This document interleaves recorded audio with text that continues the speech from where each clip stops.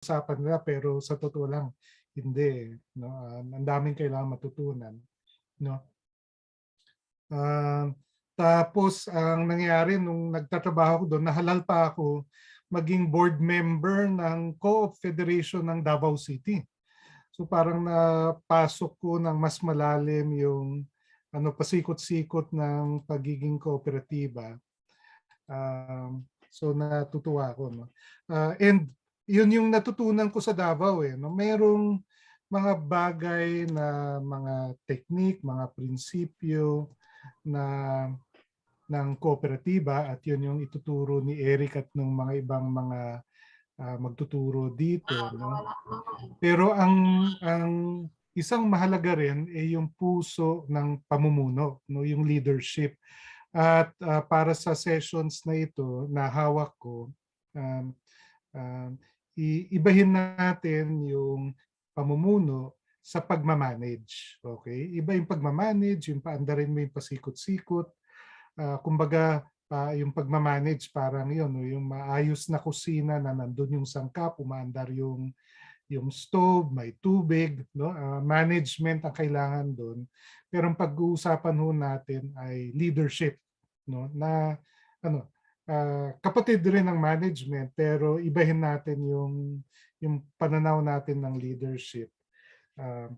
At para hindi tayo naguguluhan na ano ba yan, leadership o management o governance. Okay? So ang gawin na ho natin, meron ho tayong activity ngayon. Bigyan ko kayo ng 1 minuto. Maghanap po kayo ng lapis at papel. Magdo-drawing tayo. Okay?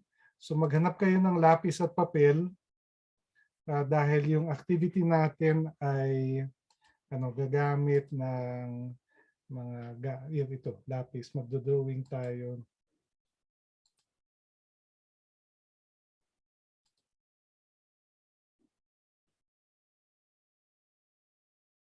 Okay? Kuha kayo ng lapis at papel. So yung session natin ngayon tungkol sa pamumuno ngayon, no? Mula ngayon hanggang 12:00, tapos 1:00 hanggang 2:00 mamaya. So 2 sessions tayo. Okay? So ang pamumuno iba sa management, no? Tapos pwede kang nahalal na pinuno pero posibleng hindi ka namumuno. Okay? Naintindihan natin 'yon? No, hindi ibig sabihin na dahil officer ka, automatically namumuno ka.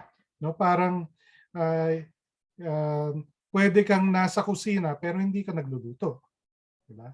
Pwede kang nahalal, may pamagat yung posisyon mo pero hindi mo naman ginagampanan. So hindi ka namumuno noon. No? So papalalimin natin yung pag-unawa natin ng pamumuno. Okay? Yan. Nakabalik na si Kamani, may papel at lapis na yata. Okay?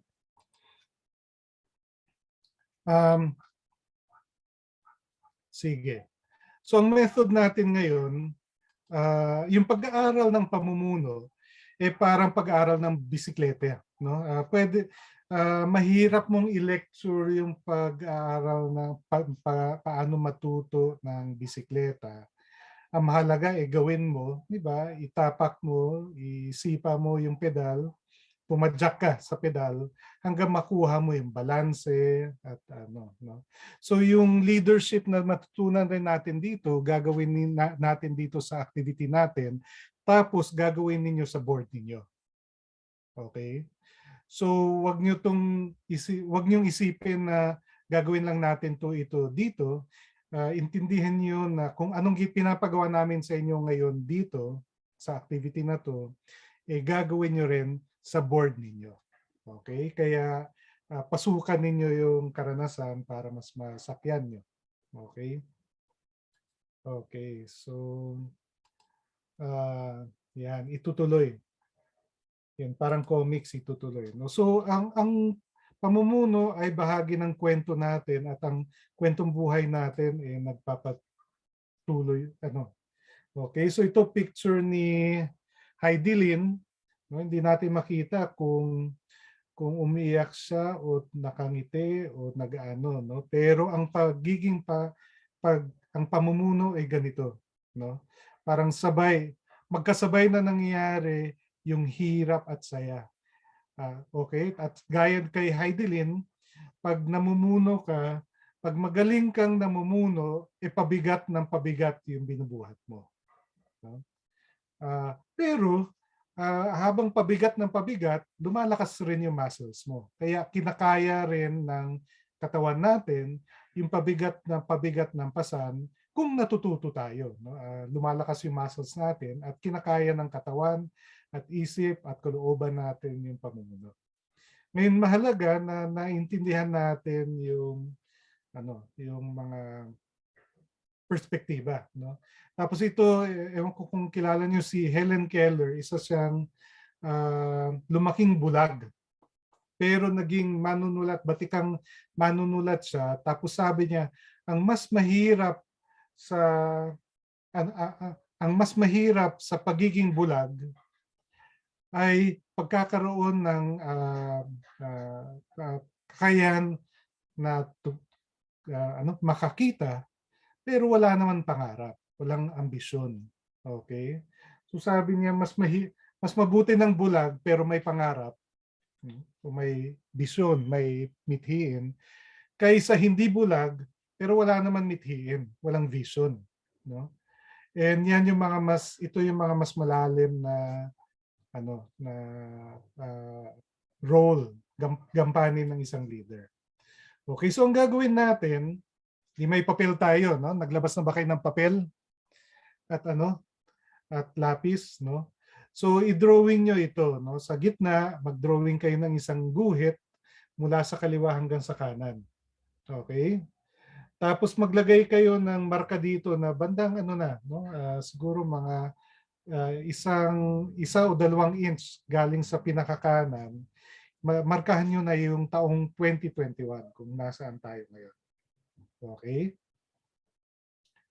Tapos, dito sa kaliwa, magmarkahan ninyo ng mula 1, 3 hanggang 5 sa pinakamataas, plus 5. Tapos, 1, 3, 5 sa pinakamababa naman. Minus 5 naman yan. Okay?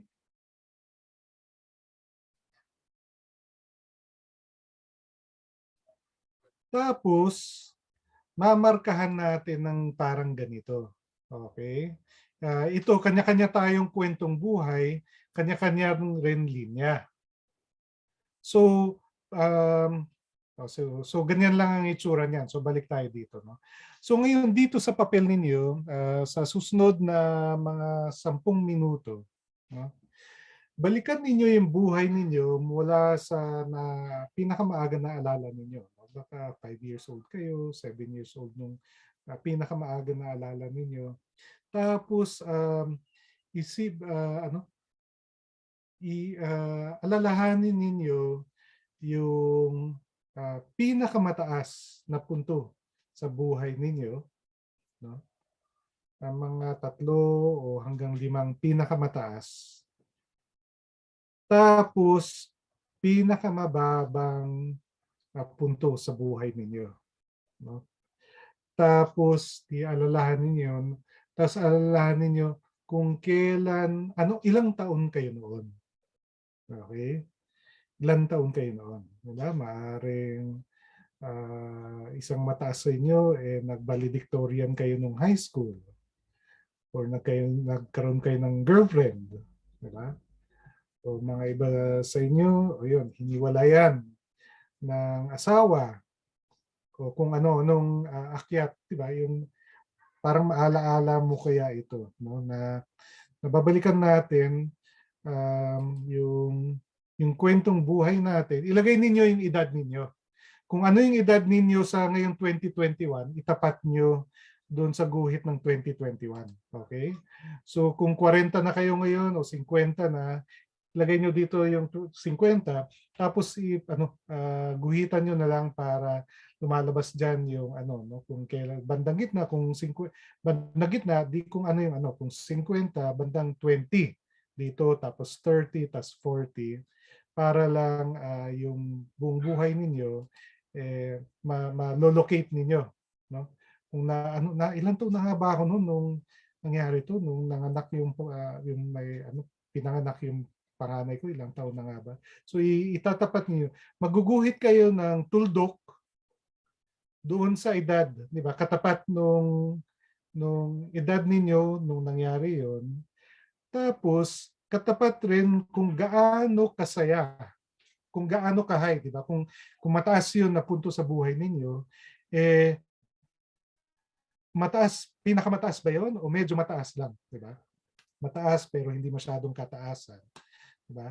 Meron rin yung bagsak, di ba? Yung mababang punto sa buhay natin, medyo mababa pero merong mas malala pa nun, no? So yung tuldok itatapat nyo rin sa kung gaano kataas at kung gaano ka baba o bagsak yung buhay nyo nun. Okay? Tapos pag nagawa nyo na yung mga tuldok na yun, lalagyan nyo ng linya, okay? Tapos lagyan nyo rin ng ng isa o dalawang salita para naalala ninyo yung kung anong ibig sabihin ng tuldok na yun. Gawin nyo yan kasi mag-sharing tayo mamaya, magbe-breakout, magkukwentuhan tayong dalawahan. So mahalata kayo kung hindi nyo ginawa, no? Okay? So gawin natin yan ng 10 minuto, no? Balikan ninyo yung buhay ninyo, alalahanin niyo yung mataas at mababa nangyari. Tapos magkukwentuhan tayo. So 11:23 na ngayon, yun, no, 10 minuto, so mga 11:35 tayo magpupulong-pulong para magkukwentong buhay ng ganito. Okay?